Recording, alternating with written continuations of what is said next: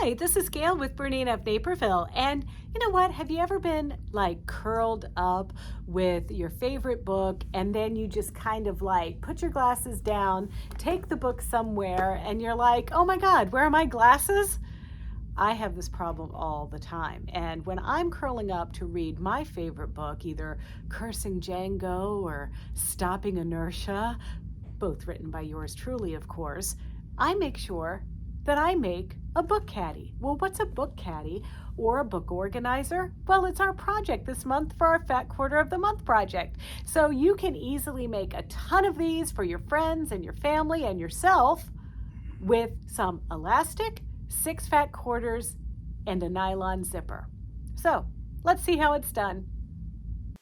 So let's start with the supplies that we're going to need. So of course we're getting the Fat Quarter of the Month subscription, but there's no obligation because you're going to be sent an invoice every month. And if you don't want to make it that month, you don't have to pay for it. But this month's kit is going to come with a yard of 1/4-inch elastic, and that's to make this a book caddy that also serves as a bookmarker and all of those things. Now, I have to tell you, 1/4-inch elastic is, can lose its flexibility fairly easy. If you are doing this for a larger book and you need to make it longer, it might be just a little bit wimpy. So if you're looking for more durability, you may want to shop for some 1/2-inch or 3/4-inch elastic. Our fabric selections are from Bookworm in dark blue, the Bookish Passport, those are the cute little books down here. This is the Bookworm in the dark blue. Then there's the Reader's Passport, and that is the little cheaters there.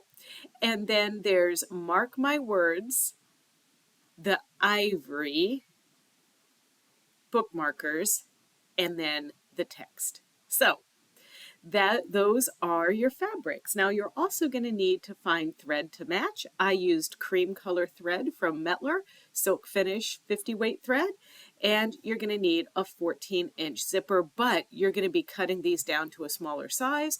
And then for your machine feet, you want a 1/4-inch patchwork foot, and there's a variety of different sizes that Bernina has. I used a number 97D when I sewed these together, and then I also used the number 4D zipper foot when I needed to use a zipper foot.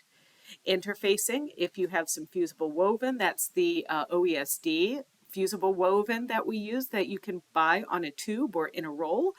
And but if you have the SF101, that Pellon fabric or product, that's fine as well. Cutting. So these are instructions for a larger book caddy, a big book. I'm using my little circus book here, but you might have like a big sketchbook that you use for drawings or your ideas or things like that. And so for this size, you're going to need 3 5-inch by 10-inch rectangles for your outer fabric and 1 5-inch by 10-inch rectangle for the inside. You're going to need a scrap, 3 inches by 1.5 inches for zipper tabs, and you're going to need 2 of those. I find it a little bit easier to iron the interfacing onto a little bit larger scrap and then trim them down, but ultimately those do get cut again. And then our interfacing, 2 2.5-inch by 10, 2 5-inch by 10, 2 3-inch by 1.5 inches of interfacing. We're going to trim that elastic down to 9.5 inches in length, but once again, it depends on the book. And you are going to cut your 14-inch nylon zipper into a 9-inch length.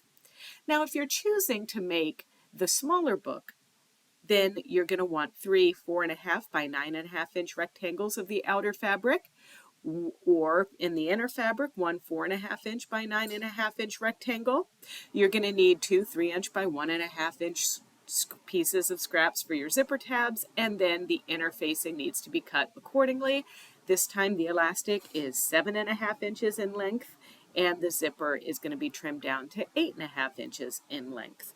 And no matter how you cut your fabrics, do be mindful of the fabric directions. Some of these materials might not look well or look right if you decide to cut it sideways rather than long ways, so just keep that in mind. And then feel free to mix and match your fabrics. So we're going to prep, and you're going to take that outer fabric, the 2 pieces that are 5 inches by 10, or with the smaller caddy, the 4.5 by 9.5 inch pieces. You're going to press them in half hot dog style, and then you're going to interface just one side of them to give it just a little bit extra oomph. And then you're going to also interface the back side of the 5" by 10" or the 4.5" by 9.5" rectangle. And then we also need to interface each scrap. With our zippers, we're going to trim the zippers, of course, but we also need to finish them at the top and bottom. So regardless of the size of the book caddy you choose to make, you will need to prep your zippers with these tabs. So what I did is I took my tabs after they were interfaced and I folded them and cut them so that I had 4 pieces that measured 1.5 inches in square. Then I inserted my zipper within 2 tabs and stitched 1/4 inch using my 1/4 inch foot. Then I pressed them, covering the raw edge of my zipper, and I did that to both sides. Once I did that, I trimmed the sides of the tabs to be flush with the sides of my zipper. And then we're going to assemble our front sides to the zipper. So we're going to find the center of our zipper, and we're going to line that up with the center of our folded front edges. And then use our zipper foot, moving your needle position, of course, and stitching really close to the fold line down both sides of the zipper. Now what I do is I'm always sewing in the same direction. So I start at the beginning, sew down to the end, then move my zipper to the opposite side and sew down the other side of the zipper. And then you're going to trim your zipper tabs as necessary.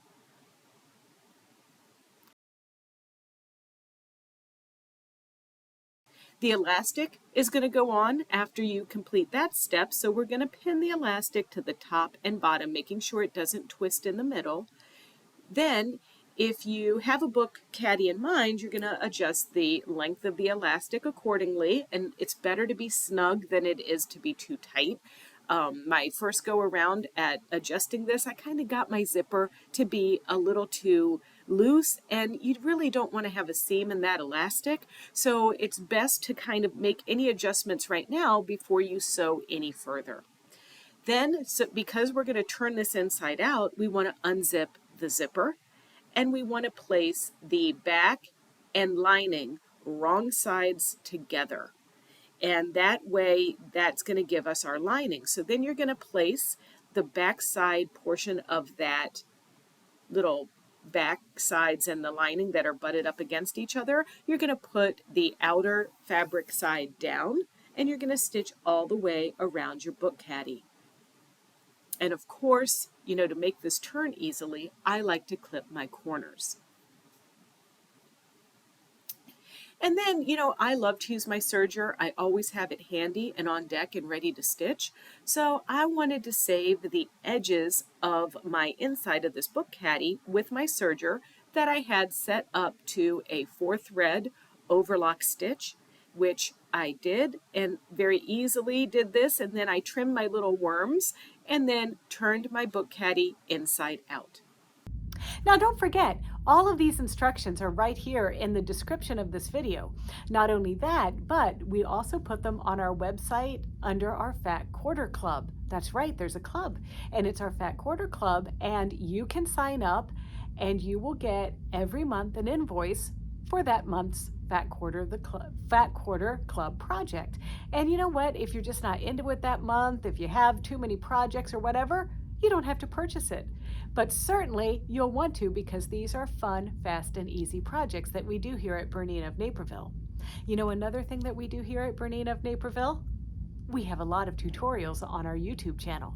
And it's easy to find our YouTube channel because it's youtube.com/BERNINA of Naperville. And there you can like, comment, and subscribe. Happy reading!